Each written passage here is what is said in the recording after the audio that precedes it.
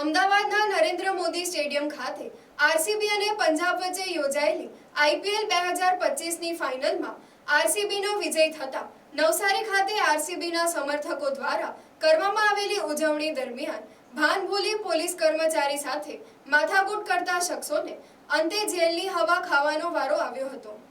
અમદાવાદ ખાતે આવેલા નરેન્દ્ર મોદી સ્ટેડિયમમાં યોજાયેલી આઈપીએલ મેચોની ફાઇનલમાં પંજાબ અને આરસીબી વચ્ચે સમાયેલી મેચ બાદ આરસીબીની જીત થતા સમગ્ર દેશમાં આરસીબીના સમર્થકો દ્વારા ઉજવણી કરવામાં આવી હતી।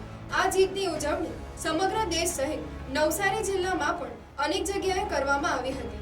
જો કે આ અનુસંધાને નવસારી ટાઉન પોલીસે સ્ટેશન વિસ્તારમાં કાયદો અને વ્યવસ્થા જળવાઈ રહે અને કોઈ અણબદ બનાવ ન બને તે માટે બંદોબસ્ત ગોઠવ્યો હતો।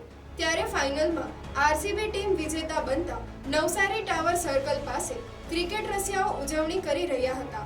તે દરમિયાન કેટલાક અસામાજિક તત્વોએ શહેરની શાંતિ અને વ્યવસ્થા ખોરવાય તે આશયથી બંદોબસ્ત કરી રહેલ પોલીસ તથા હોમગાર્ડના માણસો સાથે બોલાચાલી કરી અને પરિસ્થિતિનો લાભ લઈ ધક્કામુક્કી થતા અભદ્ર વર્તન કર્યું હતું।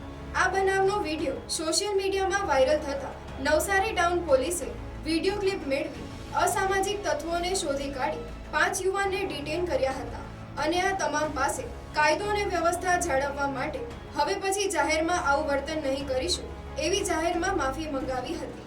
જો કે નવસારી જિલ્લામાં આ મુદ્દો દિવસ દરમિયાન ભારે ચર્ચામાં રહ્યો હતો। Bureau report NTC news Navsari.